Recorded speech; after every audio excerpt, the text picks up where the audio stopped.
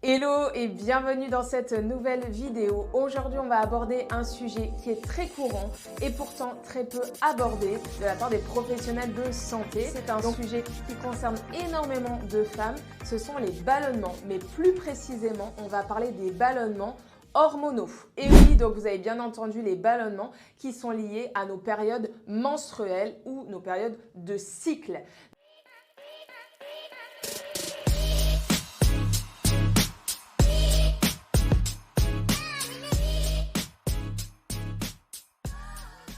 Donc avant de rentrer dans le vif du sujet et de vous expliquer les différents liens qu'il peut y avoir entre la barrière intestinale et les hormones sexuelles, donc qui sont œstrogènes, progestérone principalement, on ne rentrera pas dans les détails du cycle, eh bien je vais quand même vous expliquer un petit peu comment fonctionnent les cycles hormonaux et donc comment nos cycles peuvent impacter et influer sur notre ventre et nos ballonnements.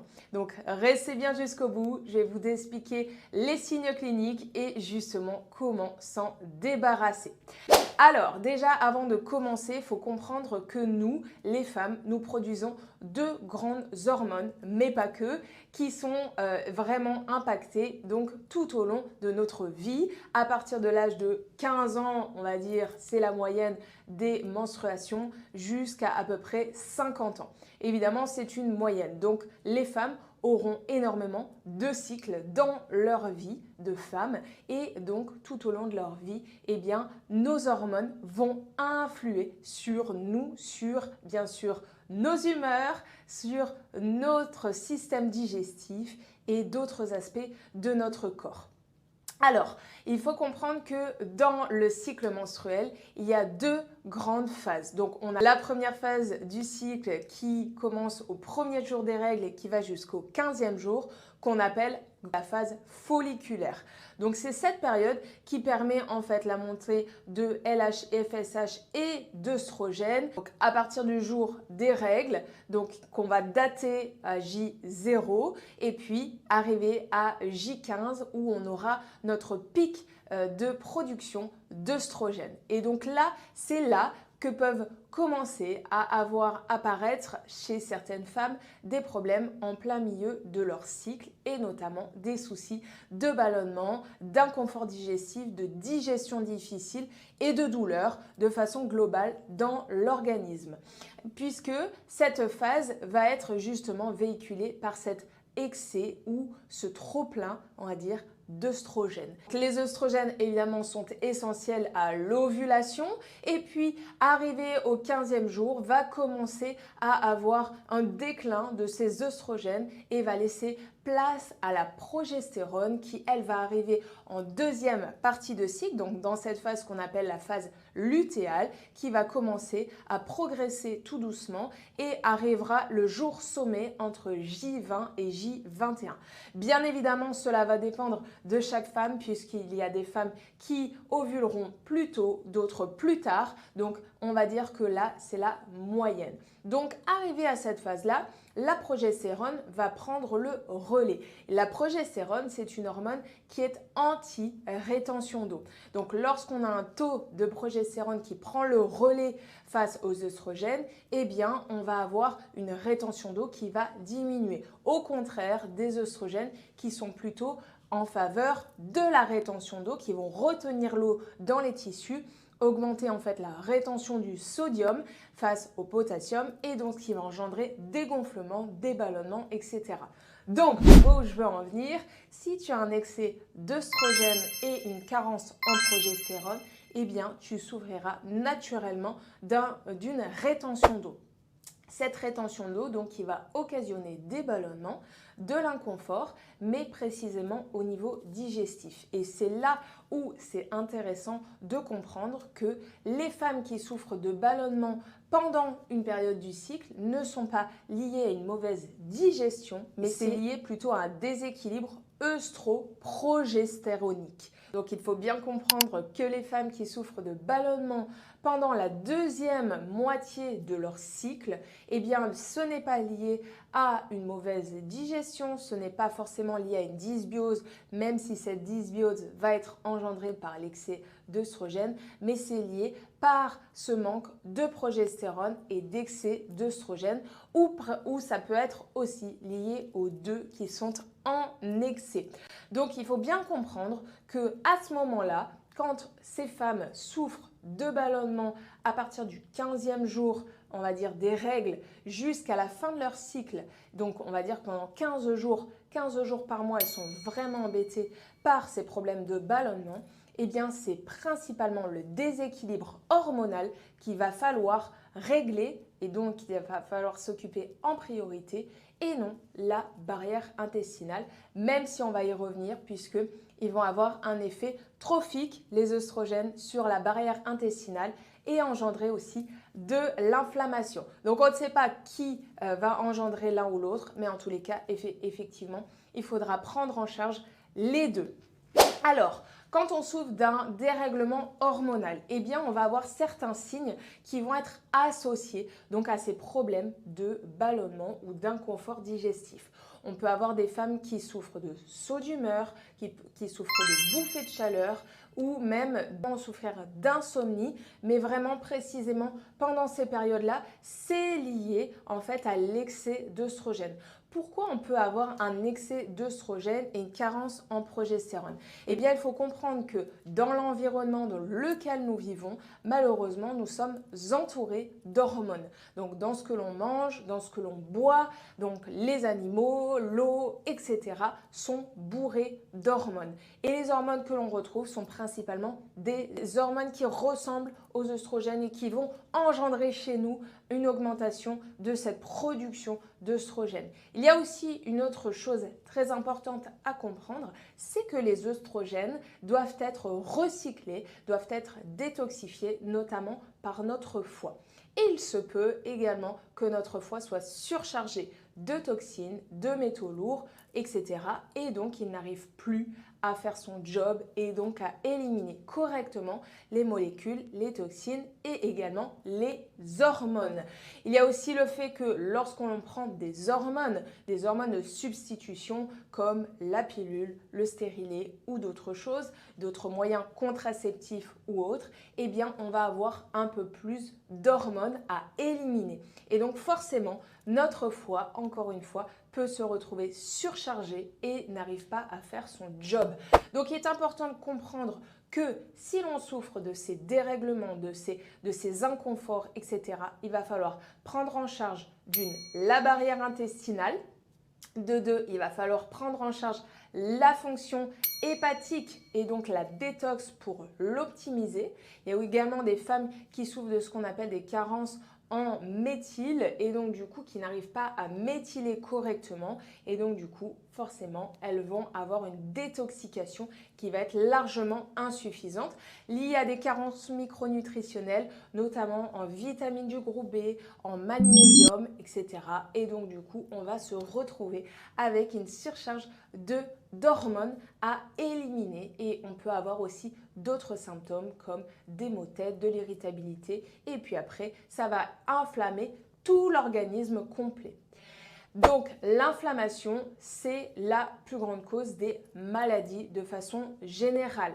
Donc les femmes qui souffrent de cancers hormonodépendants sont aussi liées à une inflammation, un excès d'inflammation tout au long de leur vie. Donc c'est vrai que lorsque l'on a un trouble œstroprogestéronique, eh bien on va avoir plus de sensibilité et plus de risques de développer des cancers hormonodépendants.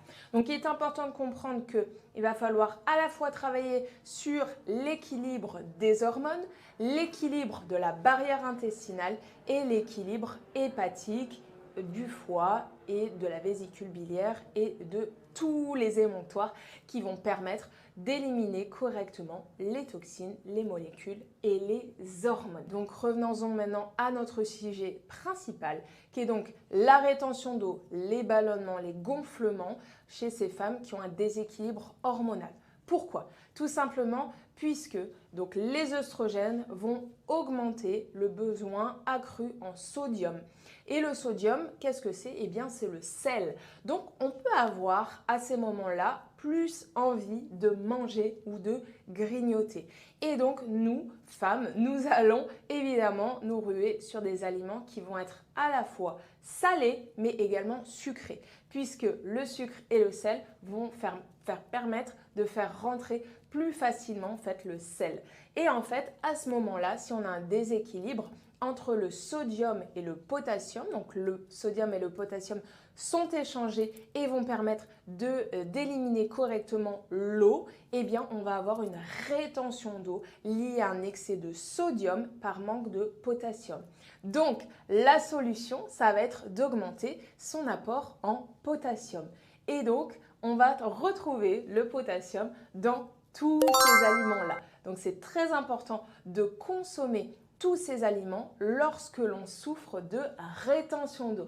Il est important également de boire, mais pas en excès non plus, puisque l'eau va être stockée plus facilement. Donc on va souffrir aussi d'autres désagréments comme de la cellulite ou bien de la peau d'orange, vraiment ce côté un petit peu désagréable que nous, on n'aime pas bien sûr, et qui va se stocker au niveau du ventre et au niveau des cuisses. Donc typiquement, les femmes qui souffrent d'un déséquilibre hormonal et d'un excès en œstrogène, qui ont ce qu'on appelle une imprégnation œstrogénique forte, vont avoir des caractéristiques physiques très importantes à reconnaître. Donc l'eau et la cellulite donc, vont se stocker principalement au niveau donc ce qu'on appelle de la partie gynoïde, donc cette partie en fait féminine où en fait c'est lié à un excès d'hormones. Donc les femmes très pulpeuses avec une poitrine importante et des hanches et des fesses volumineuses sont des femmes qui ont plus sensiblement d'hormones et d'œstrogènes. Donc typiquement, cela peut être des femmes qui souffrent d'inconfort digestif et de dérèglements hormonaux, de syndrome prémenstruel. Donc le syndrome prémenstruel, les femmes qui en souffrent le savent, elles vont avoir justement des règles abondantes, des douleurs, de l'inflammation et bien sûr des maux de ventre au moment des règles, mais même avant. Donc quand on a un déséquilibre hormonal et qu'on souffre de ballonnement, eh bien, il va être très important de repartir à la cause et d'essayer évidemment de régler ce déséquilibre œstrogène-progestérone, rééquilibrer la balance. Donc, on a un certain nombre de plantes à notre disposition qui nous aident justement à rééquilibrer ces terrains-là. Donc, il faut faire les bilans au bon moment également parce que faire un bilan par exemple des œstrogènes, tu l'auras compris, en début de cycle, par exemple à J1, J2, J0, eh bien, tu vas avoir un taux d'œstrogène qui va être naturellement bas. Et c'est normal puisqu'on va avoir une fluctuation en fait de nos hormones pendant nos cycles. Et donc, c'est justement à ce moment-là, quand arrivent les règles, que les femmes se retrouvent mieux. Elles se sentent beaucoup mieux comme libérées, libres. Eh bien, c'est normal puisque c'est à ce moment-là où on a nos taux d'hormones, que ce soit les œstrogènes, la progestérone, qui sont donc au plus bas et qui vont monter progressivement pendant notre cycle et faire des variations. Donc, très important de reprendre la base et de voir si il y a un excès d'œstrogène ou une carence en progestérone. Parfois, ça peut être les deux. Donc, on va aller travailler là-dessus. Donc, on va le faire avec des plantes de façon naturelle et on va permettre aussi de nettoyer, d'assainir la barrière intestinale, de travailler sur la partie détoxication, sur le foie. Donc, on va tout faire en même temps pour permettre justement d'apporter un meilleur confort au niveau hormonal et de ces fameux ballonnements chez ces femmes-là.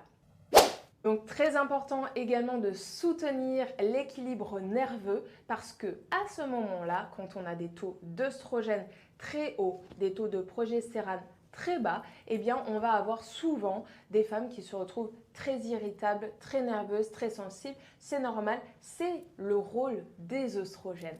Donc à ce moment-là, ce que je préconise, c'est quand on ressent ces symptômes, donc à partir du milieu de cycle, c'est de prendre du magnésium et du magnésium plutôt de sous forme bisglycinate. Attention, on arrête le traditionnel magnésium marin qui n'a aucun intérêt, qui va irriter la paroi digestive et qui ne va pas être absorbé correctement. Donc prenez du bisglycinate de magnésium ou du glycérophosphate de magnésium qu'on retrouve maintenant partout sur Internet ou même en pharmacie, associé à ces cofacteurs pour améliorer l'absorption et la biodisponibilité. Donc on va associer au magnésium de la taurine, de la vitamine B6, B9, B12 et donc ça nous fera un cocktail très intéressant pour calmer le système nerveux et améliorer l'équilibre nerveux de la femme à ce moment-là du cycle. Et ensuite, on va rééquilibrer bien évidemment les hormones, mais en fonction des différents déséquilibres. Donc aujourd'hui, je ne peux pas te donner de recette puisque ça va dépendre de ton déséquilibre. Il peut y avoir également un excès de testostérone ou d'autres hormones qui vont également avoir un impact sur notre cycle. Par exemple, le SOPK, le syndrome des ovaires polykystiques, qui lui est plutôt lié à un excès de testostérone, un manque d'œstrogène et est lié justement aussi à la résistance à l'insuline. Donc, c'est vraiment très caractéristique de ces déséquilibres-là. On va avoir chez les femmes qui souffrent d'endométriose, évidemment, un déséquilibre également de cette barrière œstroprogestéronique. Donc, c'est plutôt des excès d'œstrogène chez les femmes qui souffrent d'endométriose.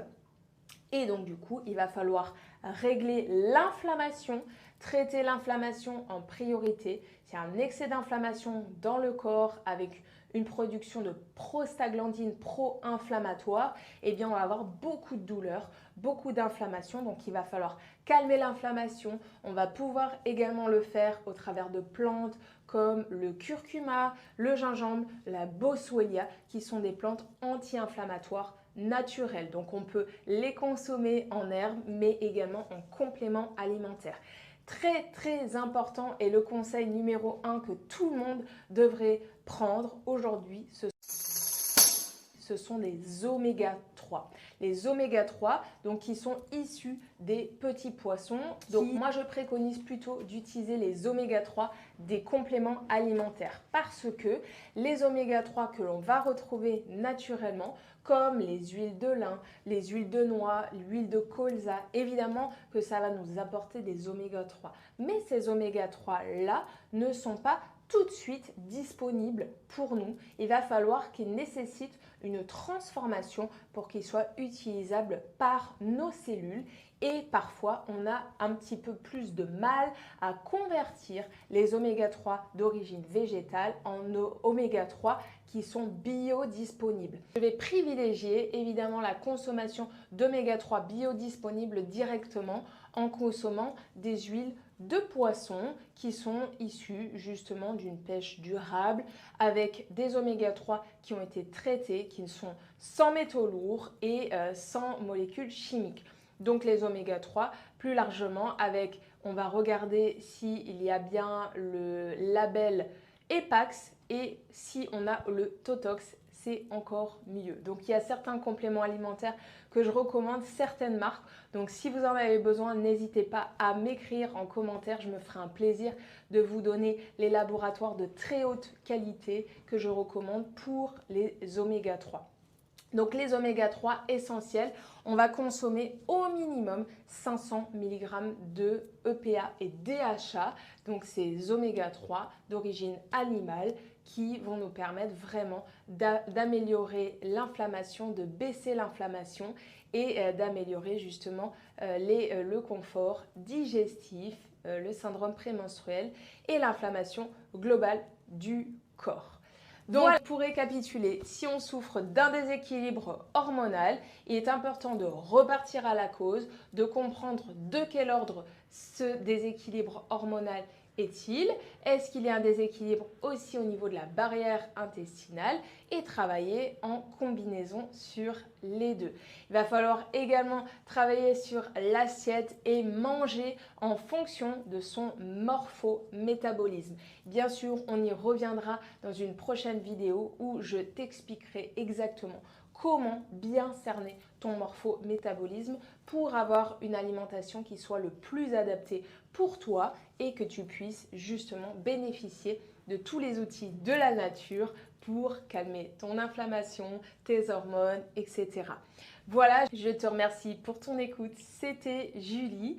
Avant de nous quitter, j'ai un petit cadeau pour toi. Je t'offre mon e-book gratuit avec une semaine de recettes et des menus sains pour bien commencer ton régime alimentaire, te sentir bien et améliorer ton confort digestif. Tu retrouveras toutes les infos dans la barre ci-dessous. Si tu as des questions ou quoi que ce soit, n'hésite pas à m'écrire. Je me ferai un plaisir de te répondre.